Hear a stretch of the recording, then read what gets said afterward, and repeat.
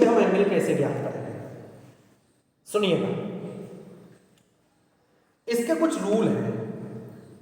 इसके हमने 3 रूल बताए हैं, क्योंकि भाई देखिएगा, 2 वेक्टर्स जो हैं वो एक ही प्लेन में होंगे, सीधी सी बात है। ये हमेशा ध्यान रखो, 2 वेक्टर हमेशा एक ही प्लेन में होते हैं। अगर 2 वेक्टर हो तो 2 वेक्टर एक ही प्लेन में होंगे, एक प्लेन में होंगे तो उनके बीच में कोई ना कोई एंगल भी बनना होगा। अब उस एंगल का जो मेजरमेंट है, उस एंगल को हम कैसे डिफाइन करेंगे? इसके लिए 3 रूल हैं। सबसे पहली बात आप अच्छे से जान लीजिए कि 2 वेक्टर्स के बीच में हमेशा जो एंगल होता है वो 0 से लेकर 180 डिग्री के मध्य होता है। 180 डिग्री से कभी भी एंगल ज्यादा नहीं हो सकता और 0 से कभी कम नहीं हो सकता। अर्थात हम कह सकते हैं कि ये एंगल सदैव थीटा इज ऑलवेज पॉजिटिव, कि जो थीटा की वैल्यू है वो सदैव पॉजिटिव ही होगी, कभी ये नेगेटिव नहीं हो सकती। पहला नियम। दूसरी बात देखिए, दूसरी बात आती है जो नियम है सेकंड रूल। वो सेकंड रूल ये कहता है कि भाई अगर हमें 2 वेक्टर्स के बीच का एंगल पता करना है तो हमें क्या करना पड़ेगा? हमें दोनों वेक्टर्स की टेल से टेल मिलानी पड़ेगी। मतलब 2 वेक्टर्स के मध्य एंगल को ज्ञात करने के लिए दोनों वेक्टर्स की टेल को आपस में ज्वाइन कराते हैं और उनके बीच में जो एंगल बनता है उसमें से सबसे छोटा एंगल जो होगा उसका मेजरमेंट कर लेते हैं, वही उन दोनों वेक्टर्स के बीच का एंगल होगा। बात ये आई, इसमें 3 रूल हो गए। पहला रूल, जो एंगल है वो 0 से लेकर 180 डिग्री के बीच में होगा। दूसरा रूल, एंगल पता करने के लिए टेल से टेल को मिलाते हैं। आप लोग जानते हो, हम तो ये कहते हैं ताल से ताल मिलाते चलो और एंगल का मान ज्ञात करते चलो, वीर तुम बढ़े चलो। देखिए, जब हम ताल से ताल मिलाते हैं, मतलब टेल से टेल मिलाते हैं, तो टेल से टेल मिलाते पर हम लोगों को एक रूल फॉलो करना पड़ता है जिसे हम लोग पैरेलल शिफ्टिंग रूल कहते हैं।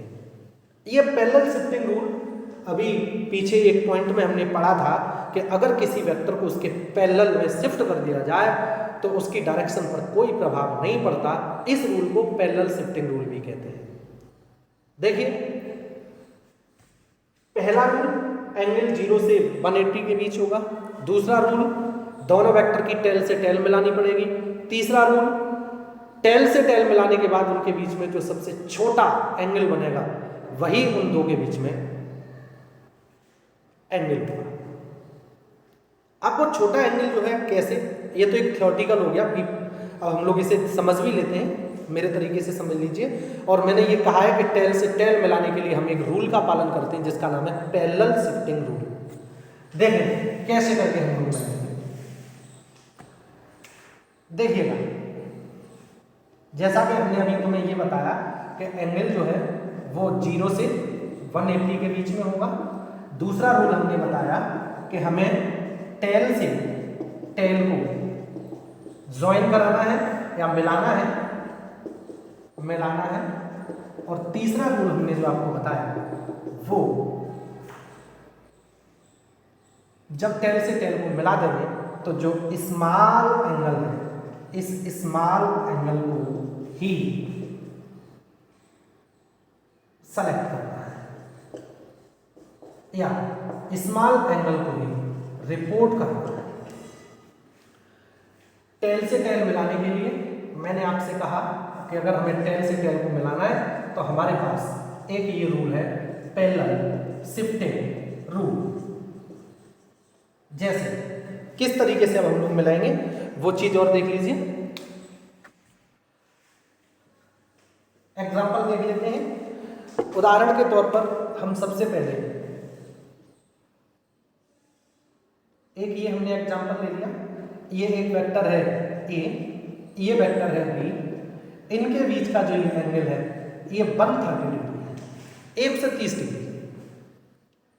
हमें क्या करना है, टेल से टेल को मिलाना है। ए वेक्टर की टेल ये है, बी वेक्टर की टेल ये है। जब टेल से टेल को मिलाएंगे तो क्या करना पड़ेगा, मैंने आपसे कहा कि टेल से टेल को जब हम मिलाएंगे तो हमें पैरेलल शिफ्टिंग रूल, जो ये वाला रूल था, पैरेलल शिफ्टिंग रूल, इस पैरेलल शिफ्टिंग रूल के द्वारा मैंने कहा कि अगर हम इस वेक्टर को इसके पैरेलल देखिएगा, अगर मैं इस वेक्टर को यहां से ला करके इस तरीके से इसके पैरेलल शिफ्ट कर देता हूं तो इसकी डायरेक्शन पर कोई प्रभाव नहीं पड़ता, डायरेक्शन चेंज नहीं होगी। ऐसी स्थिति में आप लोग देखिए ये कैसी कहानी बन जाएगी, ये तो भैया इस तरीके की कहानी बनेगी।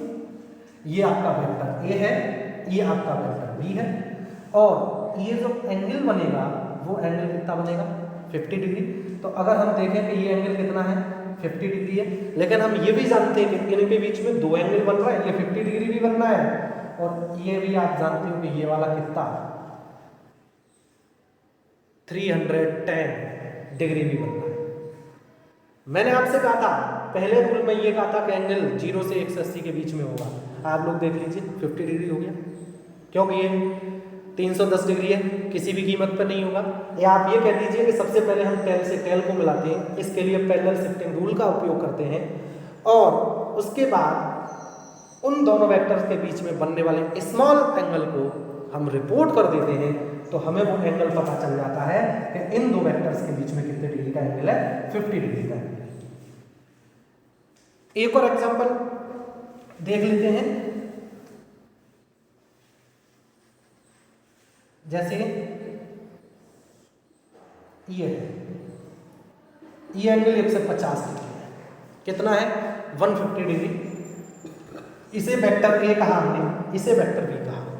आप देखिए वेक्टर बी की टेल ये है, वेक्टर ए की टेल ये है। हमें क्या करना है, टेल से टेल को मिलाना है, और जब टेल से टेल को मिलाएंगे तो इसे ए को इसके पैरेलल में शिफ्ट कर दीजिए। पैरेलल में शिफ्ट करोगे, देखिएगा इस तरीके से आप शिफ्ट कर दो, ये एंगल जो बनेगा वो 30 डिग्री बनेगा, अर्थात ये जो कहानी बनेगी वो इस तरीके से कहानी बनके तैयार हो जाएगी, वेक्टर बी वेक्टर ए और इनके बीच में जो ये एंगल है 30 डिग्री स्मॉल एंगल, और जो स्मॉल एंगल है वो थीटा इक्वल कितना है, 30 डिग्री। कहने का मतलब ये है कि जब हमें किन्हीं दो वेक्टर्स के बीच में एंगल पता करना है तो केवल हमें मुख्यतः दो बातों का ध्यान रखना है, टेल से टेल को मिलाना है, कौन से रूल की सहायता से, पैरेलल शिफ्टिंग रूल की सहायता से, और उनके बीच में स्मॉल एंगल को मेजर कर देंगे जो 180 डिग्री से बड़ा नहीं होना चाहिए। उसी एंगल को हम लोग क्या कह देते हैं, उसी एंगल को एंगल बिटवीन टू वेक्टर्स कह देते हैं। एक और एग्जांपल देख लीजिए, थोड़ा सा बड़ा एग्जांपल है।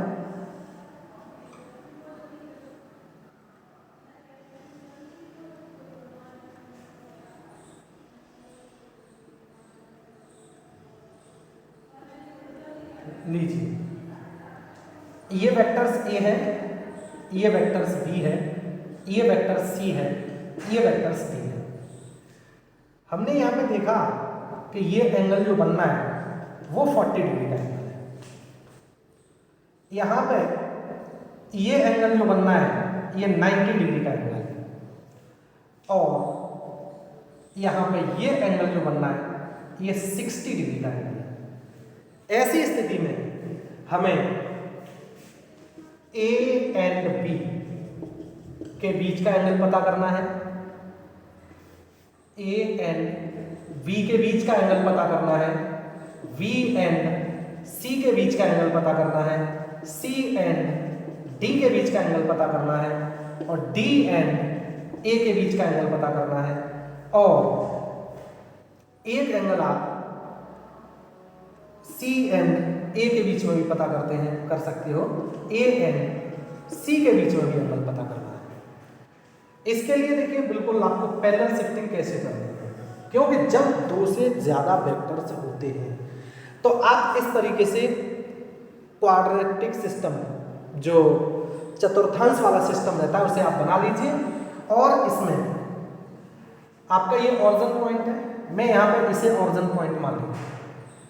और इस ऑरिजिन पॉइंट के हिसाब से सबसे पहले अगर मैं बी को एडजस्ट कर दूँ तो ये जो बी है ये इस तरीके से हो जाएगा। आप लोग देख लीजिए बी, ये एंगल देख लो बीच में, ये रहा, ये कितना बनना है 42। पैरेलल शिफ्टिंग रूल को यूज करिए, ये वाला वेक्टर इधर लेकर के आओगे तो जो वेक्टर ये है वो कहाँ पहुंच जाएगा, यहाँ पर पहुंच जाएगा। इस पे आइए, हम देख रहे हैं कि ये 90 डिग्री, अगर मैं इसके पैरेलल इस वाली लाइन पर ला करके रख दूंगा तो आप लोग देखिएगा ये इस तरीके से हो जाएगा। ये ओरिजिन पॉइंट O था, ये आपका वेक्टर C हो जाएगा। आगे जाकर के हमने देखा कि ये और ये पैरेलल है, इसका मतलब इसकी बात हो रही है। इस वाले को लेकर के आइए, इसे हम इस तरीके से लेकर के आ गए जिसमें ये एंगल जो है आप देख लो, ये वाला एंगल कितना है 60 डिग्री है। अब आप बड़े आराम से सब कुछ पता कर सकते हैं। ये एंगल जो होगा आप जानते हैं 50 डिग्री होगा। चलिए पता करते हैं। सबसे पहले ए और बी के बीच में थीटा देख लो, ए और बी के बीच में 40 डिग्री, बी और सी के बीच में आप देखते चले 50 डिग्री, सी और डी के बीच में, सी और आपका वेक्टर बी ये था, यहां से लेकर के यहां तक का पूरा है 40 60 100 और 50 कितना हो जाएगा 150। डी और ए के बीच में, डी और ए के बीच में आप लोग देख लीजिए theta is equal to 60 degree. A और सी के बीच में, ए और सी के बीच में आप लोग देख लें theta is equal to 90 degree. ऐसे ही बहुत सारे क्वेश्चन हो सकते हैं। और मैंने आपसे कहा है कि जहां दो वेक्टर से ज्यादा वेक्टर्स दिए हो तो हम इस तरीके के पैटर्न द्वारा एंगल ज्ञात कर लेते हैं, लेकिन इसमें भी हमें पैरेलल शिफ्टिंग रूल का यूज करना पड़ता है। एक और बेसिक प्रॉपर्टीज की बात हम लोग कर लेते हैं,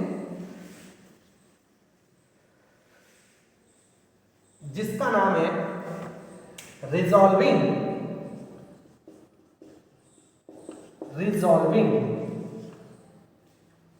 ए वेक्टर इनटू कंपोनेंट।